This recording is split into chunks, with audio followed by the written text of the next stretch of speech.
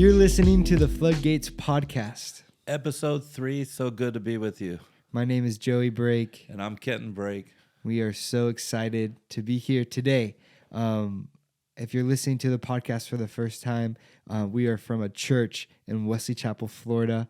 Me alongside my dad, we are on staff here on team, and we just love to have conversations that communicate and challenge people to change, and to create this community has been so special. I'm so excited to be back on episode 3 of season 2. It's been so good, and I just love that we get to have these conversations, that we get to talk about different topics, break down different ideas, and challenge people wherever they're listening from. I know we have a big community from all around the world that listen, not just in our city, not just in our church, but in other churches across the U.S., even people who maybe never even been in the church before. And so I love that we have this space that we've been able to create to have these necessary conversations. Right, and at the end of the day, that's what it comes down to. It's all about people. It's all about relationships, and as we go through these conversations and create change and really make a decision to adapt and change what's going on in our circumstances. And it's so exciting to see that as we live by faith and known by love, and we can just be that beacon of hope to people around us. Yeah. Today we're talking about people. Yeah. I think it's really important to come to the discovery that our life is not just about ourselves. It's not all about you, but it's truly all about people. And some of the special memories I hold in my life are held with people that have played an important part of making that moment come to be. And I love that shift of knowing the importance and the value of people in our life. And today we're just going to take a few moments to kind of break down why it's important, the difference people make in our life. And I think we can share some stories of how people have truly impacted us, and hopefully that we can become the people that impact others. That we would be people that it's not just about us when we're in a coffee shop. It's not just about us when we're on our way to work. It's not just about us when we're at school. It's not just about us when we're honing in on what we want to do, but thinking broader and expanding our capacity to thinking beyond ourselves and about others. Right. And then when you get into that mind shift and that understanding that it's really not about you, it's about how God is creating you and developing you, but it's all requires a relationship. I can think about different seasons of my journey where people have come in and marked my life, and with their thoughts and with their experiences and with their story, and how important it is. And some are there for a short season, some for a long-term season. And it's amazing to see and look, like you said, recognize and value people. People is what Jesus died for. People is what the church is created of.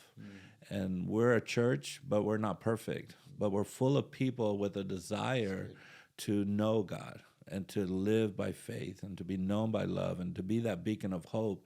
And so it's so encouraging to know that as we come together as people from all nations, with different cultures, with different baggage, with different influences, we can still come to the understanding that Jesus is the center of it all. Yeah. One thing I admire about you very much is that you're always focused on other people, that you have such a heart and passion to see people come to know Jesus, to see people discover their purpose, and how can you help people and elevate them to their fullest potential and their passions. And I think that you truly reflect the heart of God in that. And I love that about your leadership, because it stands out so much about you. Could you talk about what it looks like to develop that character, to not only just focus on yourself, but also like focus on others, and how to not only climb the ladder for yourself, but also how can I hold the ladder for someone else? That's so good. I think it's something that you learn over time. Like I said, you have different people mark your life. My father took us from United States to a whole nother culture, another country, and we lived there for 30 years, or he served there 30 years. And just having that experience of the world is much bigger than you think. and knowing that there's so much out there. I think we get so, it's not even selfishness, it's self-centeredness. And we start worrying about our degrees and our careers and our what we get out of life, and we forget that there's such a big world out there. And there's so many people that we could meet and experience and get to know. And I think I learned that just from traveling and being overseas and being part of church plants. He planted over 100 churches. So a lot of that, I think, was birthed out of that. And then, later in life, when I was 19, I had a near-death experience with chickenpox pneumonia. And I remember kind of at that point is you got to live for yourself, because that's what I was doing at that point. Although I knew about God and I love God, and I gave him my leftovers. But through that experience, I was able to come to the realization that it's really not about me and what God wants to do in and through my life. And I had to make a choice. I was at that crossroad of, am I going to live for myself and what I want to accomplish through life, or am I really going to surrender and fully have this relationship with God and see where that takes me? And it's been a journey. It's been an awesome journey. I've met so many people that have been able to just pour into my life, but also just pour into their life. And God's given us a unique passion and vision to see people's potential before they can. And so I think that's just a gift from God as well. And when you fully adapt that, embrace that, then you can just meet people where they're at. There were early years where I would get frustrated because I could see it and they couldn't, or I knew they could achieve it, but they didn't want it. And so I used to push it on them and want them to want it. And I'd get so frustrated because why can't you see this? Why can't you see all that God's given you right now? And then over time, the mature me of growing up and learning, if people want it, I give it to them.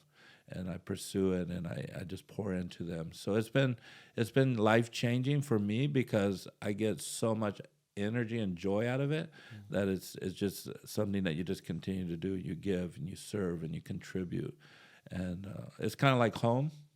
When you're at home, you don't just sit down and expect it to be served, and you have someone else prepare the plates for you. You actually contribute and you serve.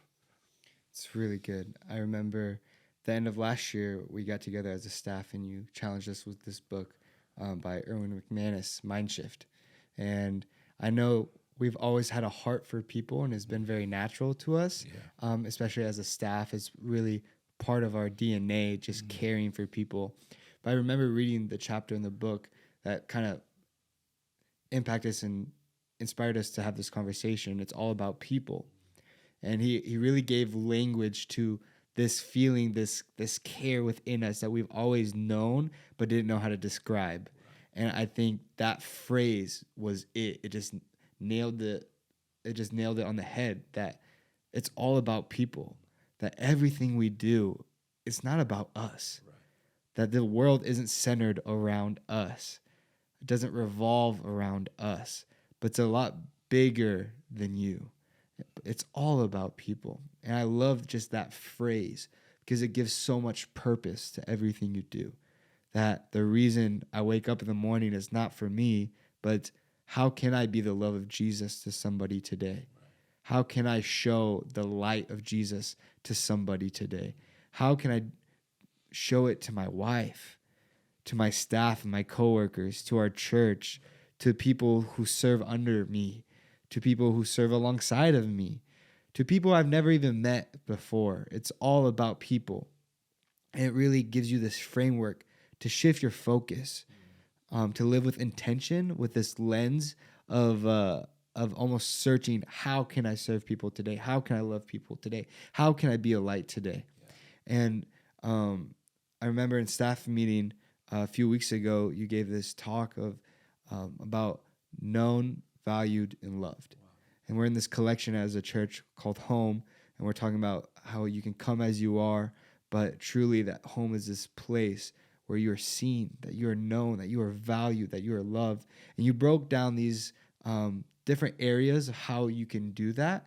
And I think we could talk a little bit about that, because as we talk about people, I think it's important to give these challenges of things to live by, of how to live for people. And one thing that stuck out that you said was persevere for people. And I think that's so timely for right now, that we live in this world right now that's so easy to give up on people, that we instantly say, oh no, they did this, I'm out, I didn't like how they handled this situation, all right, I'm done. It's so easy just to give up and call it quits on relationships, on friendships, marriages even. And I think in this climate of culture, um, more than ever, it's really easy to see that people think about themselves. But also, if you live with this lens, you truly see the people who live with that same perspective, that it's all about people, and that you can really find beautiful people in the world that are willing to live like that. They're willing to persevere and to show there is a different way. Yeah, and as we were talking a few weeks ago, it was just that God put on my heart to challenge all of us really to be pursuing people. And as you pursue people, not waited to be pursued, you pursue those relationships. You get out of your comfort zone. We get out of the an introvert or I'm an extrovert. No, you're a person, and there's people around you, and you need to pursue them. You know, a lot of times we just wait for someone to call us or text us or invite us. And what if you just made that your choice to be the one that pursues the relationships? And as you pursue the relationships, you have to understand that it takes that spirit of perseverance, because the reality is we're all people and we fall short. And we're going to let people down. We're going to hurt people sometimes. But we have to be the one that perseveres through it all, through the highs and the lows of the relationships, that we would constantly persevere, that we wouldn't give up, like you said, and just say, I'm done with people, I've been hurt. I think so many times we run away from our hurts and our failures and our fears, and we realize that really you can pursue your future through faith. And that you would live that life by surrounding yourself with people that are like-minded, surrounding you with people that aren't like-minded. I was just at a birthday party last week, and I was around people that were always apologizing. Sorry, Pastor, I shouldn't say that. Sorry, I shouldn't act like that. And I said, no, just be yourself. Just because I'm in the room doesn't mean you have to change who you are. But because I am in the room, it's causing them to think what they say and how they act and how they respond. But I still love them. I'm still pursuing a relationship with them. Do we think the same? Do we act the same? Do we do the same things? Absolutely not. But at the same time, we can be in the room and talk and have conversations. And I think it's important to pursue those kinds of relationships. Not only in that, we also would challenge you to protect your relationships. I think there are certain relationships that you need to guard and protect, like you said, your wife. Or your close friends that really are supportive of you, that you constantly, as you pursue them and you persevere, there's this element of protection, And I think you give people permission to speak truth to you, that what they say is not like, oh, you're trying to put me down. No, it's to protect you. It's to protect your image. It's to protect your character and who you are as a person. Really, and so those constant themes as you go through these shifts of who you are and why you're really here, I think it helps you understand that it's definitely all about people. Imagine if you wouldn't have gone to college, you wouldn't have met your wife. Imagine if you would have just sit back and waited for something to happen. The different relationships that you're in now would be totally different if you weren't applying these truths to your life. And so I think as we take away the self-centeredness and really focus on pursuing and protecting and persevering, and then just constantly pray. Pray for the relationships around you, that they will help you achieve God's purposes, that you could not only climb yourself, but you could hold a ladder and see other people go further than you could ever think or imagine, because that's their calling and that's their dream. And you're not judging them. You're not jealous of them. You're just constantly celebrating people. So I think it's something that can be learned, that you can apply these truths, but it's going to take practice, and you have to learn to celebrate people. We're such in a society that's comparing everything, comparing what they have and I don't have, or they look this way and I don't look that way. But what if we just started celebrating? Yeah. Celebrating people in your life, celebrate your home, your family, because home is a place for comfort and joy and peace. Home is a place where you can let go and put your robe on and be yourself. But the reality is, there you can only be who you are when you're in full communion and community with God, how He created you to be. And so I think it's just important as we think about, it's all about people, that it starts with us. It starts with our attitude. It starts how we look at life and the people around us. Yeah. I love how you said that. It's more about celebrating people than comparing people. And that's beautiful when you're living a life that's truly all about people. You find for ways to celebrate them, not just to compare yourself to them. And I think that's really important to make that change in our relationships and make that shift. I love how you said that you can have conversations with people that are not like you, that maybe don't believe the same things, that don't look like you, that don't do the same things you do. And I think it's important to create that space where just because you may believe something differently, just because you might have a different outlook on life, just because you live life differently, doesn't mean you can't still fight for that person and be for that person. Because at the end of the day, if we truly look at the life of Jesus, He cared for everyone. He went for the Pharisee, for the tax collector, for the sinner, for the people who have fallen short, for the people who thought they were everyone, but really they were just like everyone else. I think He came for the ones who were needed healing. He came for all of us that were searching for someone to save us, that we knew we couldn't save ourselves. And I love creating that space that people can come as they are. And it's so important to have that culture within the church that's saying, hey, you don't have to believe what we believe for you to be in the room. That there's a seat at the table for you, that there's a space for you to still belong, even though you may not believe yet. We believe that if you just keep on coming, if we could just get to know you a little better, if we could create a relationship with you, that somehow you'll meet Jesus through it. And I think that's the beauty of the church. That's the beauty of what we do, that when we make it about people, it gives them opportunity to truly meet who Jesus is. So how do we create that atmosphere of being confident in this is the life that we're living, but maybe being in the room with people that don't live the same way? And I think you can stand out in that, but how do we carry that out in our day-to-day of people questioning us? Hey, why are you living that way? Why do you believe this? And having those conversations with people. Yeah, I mean, there's a primary need in all humans to belong, to be known, to be seen, to be loved. And I think as you understand that you yourself needed that, so once you found that, just extend it out to others. Like, we have a culture where you belong before you behave. You don't have to change certain things. You can be, just like you said, come as you are, be who you are, and let the influence of Jesus in our life bring change into yours. That's the goal.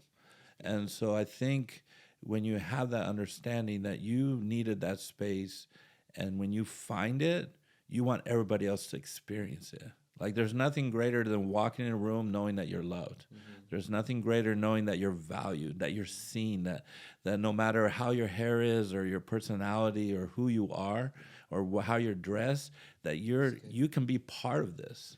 And so I think it's a mindset, it's a culture that you create, and then you start just living that out and remembering, if God were to judge you how you judge others, how would you live your life? And you have that lens that you look through, that they're just people.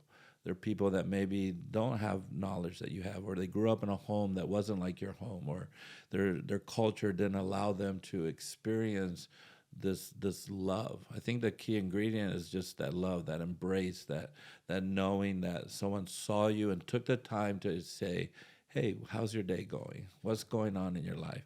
I know there's times where we walk up to people and say, "How you doing?" and they just break down and bawl because they finally feel that love and that connection, and they can just release whatever they've been carrying. Or there's other times like, "I'm good," and they're a little standoffish, and that's as close as I'm gonna let you get to right now. I'm not gonna be that vulnerable with you. And so when you create a space and a place of knowing that people are loved and known and seen, they're craving that. Every person that I've met in this world really just wants to know is, does their voice matter? Does their thoughts matter? Does my life really have a purpose or a meaning? And I think when you start adapting this culture of praying, even Jesus himself, he went and invited the 12 disciples to join him. He pursued them. He went and said, "Hey, stop what you're doing and follow me." Imagine that you're on your business journey, you have your boat, your fish, your schedule, and someone walks up to you and says, "Hey, leave that and follow me." I mean, how crazy is that? And then he pursued them, he protected them, he built them up, and then he was constantly praying for that. And so I think as you just go through this journey, knowing that your purpose in life is to reach people, build people, touch people, sometimes just pray for people, and just let them come as they are and experience the Jesus we know. Yeah, that's beautiful.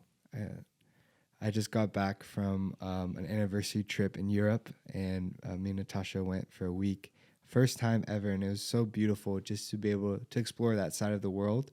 And one of my favorite memories from the whole trip was Sunday. We went to church, and we found a church there that we knew someone who they have a location in New York and Berlin and Paris. And so we're like, let's go check it out. And it was about an hour walk from our Airbnb. So we woke up early Sunday morning, and we went to church, and we stopped to get coffee and some pastries in Paris. And we went to a church called Fount. And I left that Sunday just forever changed.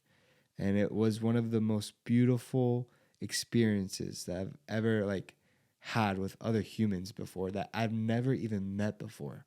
And I remember we walked in to this church, and when we walked in, we got there a little bit early, and their teams were all praying together.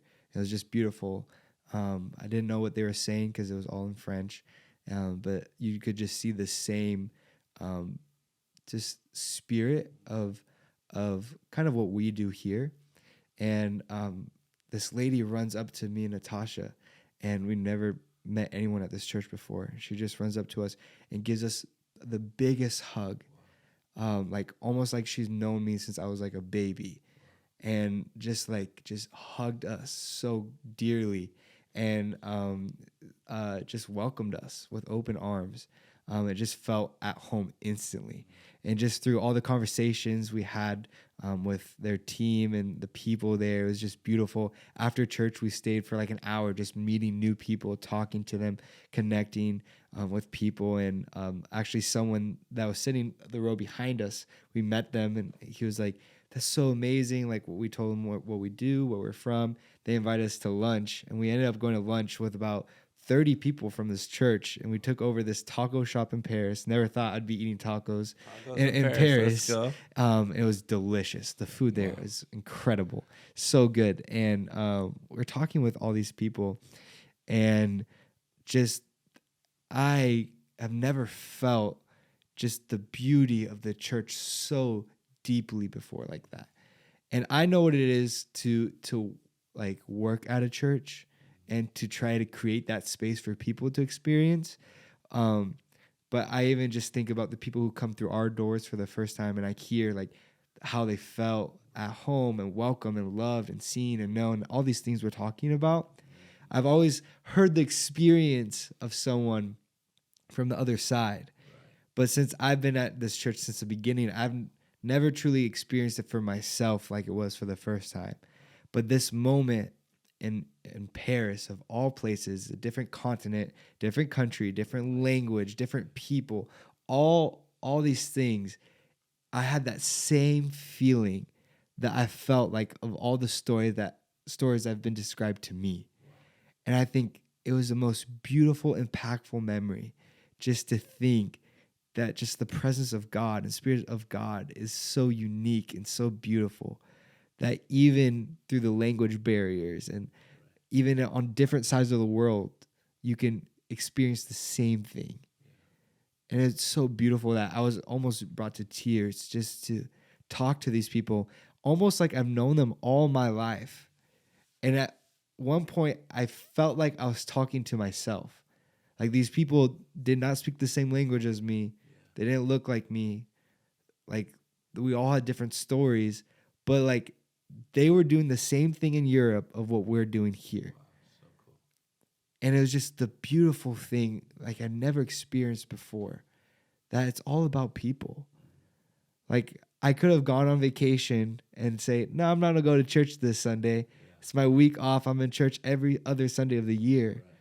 But no, God did something so beautiful through it that I'm so glad we went and we found and we were willing to take the journey to go, because it was something that impacted me for the rest of my life. That truly, when you live a life that's all about people, you will experience the same value that you show. You would experience the same feeling of being seen that you show to others. That you would experience the same love that you show to others by other people, by strangers. By the end of it, we didn't leave strangers. We left family. That I can say I have family in Paris that I maybe met 48 hours ago, but it doesn't matter. Like I know that these people will be family forever. That these are people that I want to make feel seen and loved, but also they made me feel the same way. That's so incredible. Yeah, we've been on a journey really throughout this year, being reminded that it's all about people. Even going to a pastor's gathering in Miami at VU Church just reminded us that there's so many people out there doing what we're doing. We're not alone. I think God's just uniting us in that heart and that passion for people. And then just recently going to LA at Mosaic Church, getting that same experience. I can brag on them a little bit. One of their volunteers didn't know us. We get there thinking there's pastries and coffee right before the conference. We skip breakfast thinking it'll all be there. We can buy something. We get there, there's coffee, but no pastries. I'm sure they're probably better in France than they are in LA, but I haven't experienced that yet, so I can't comment on that. I brought you back, yeah, the one what we ate this morning was amazing, amazing. It's a little taste, but yes, not the real not the fresh thing from the bakery. Yes. But I just remember we asked one of the volunteers where the pastries were, and that it was described in their calendar and the schedule that would be provided, and she's like, I'm so sorry we don't have pastries, but we have coffee. And so that's the end of it. But then we go on and we're waiting to go into the conference, and this girl somehow found a blueberry muffin.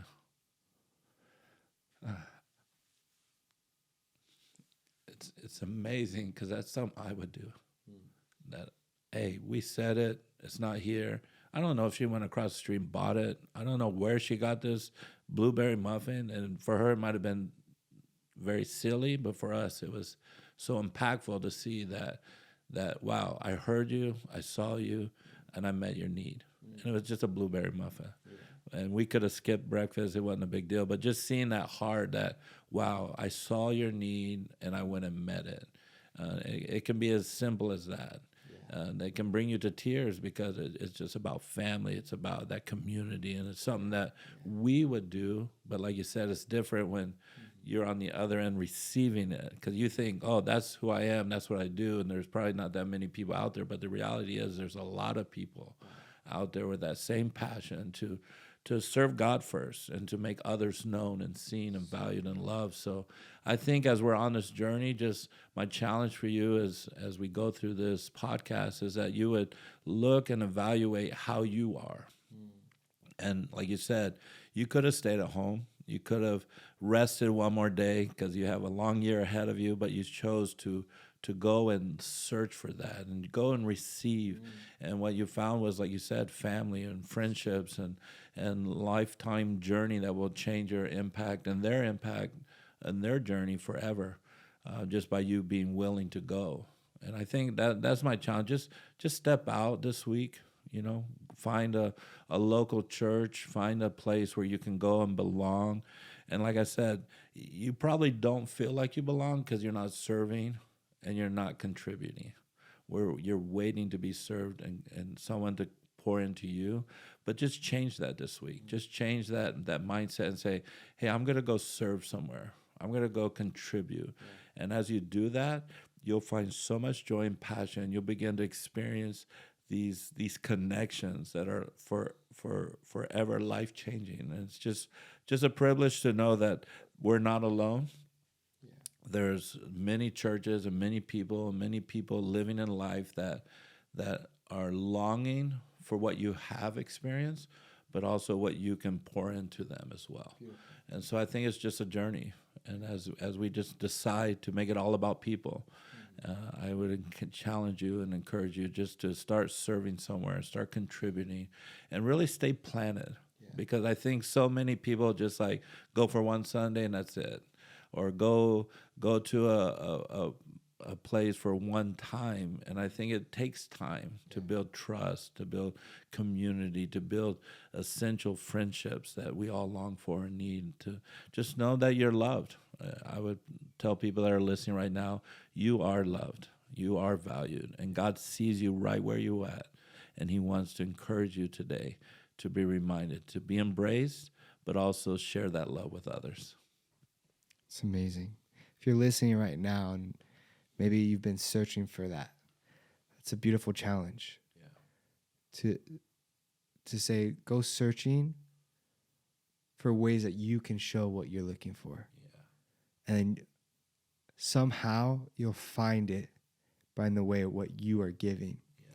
We were talking with some people and they were talking about relationships, specifically like in love and like dating. And someone asked me my advice when it came to like our relationship, and I said, one, like date your best friend, but two, it's more about what you can give than what you can get. Yeah. And if you focus on what you can get, the other person more than likely will not be satisfied with what you give, because you're so focused on you that the other person is not being taken care of. And I think if we could come to a way where both people are so focused on giving and not getting, that's where the beauty of relationship is created. And I would want to challenge people today. Maybe you are searching for people in your life. Maybe focus a little bit on what you can give, and you'll find people to give you the same thing, and you will get that same thing that you are giving. Like even I think in generosity begets generosity. Right. Giving begets giving. Right. That it creates this beautiful rhythm and almost cyclone of generosity that just keeps on going and going and impacting more and more people. That love would create more love. Yeah. That authentic relationships would create more authentic relationships. That living life for people would create more people living life for more people. That's so good. That's all about people. And you truly can experience the world, the church, people in a whole new meaning when you live with that close to your heart, when you live with that as a priority. That I'm going to pray for people. I'm going to persevere for people. I'm going to protect people. I'm going to pursue people. Yeah. That it's all about people. That the world is not all about me. It's way bigger. It's way bigger than you. And when you see that, you'll find yourself way more satisfied, because those people too will love you just the same. Such a good truth. Thank you for joining us, and we pray this has been impactful in your life, that you continue to live by faith, to be known by love, and to be a beacon of hope wherever you're at. See you next time.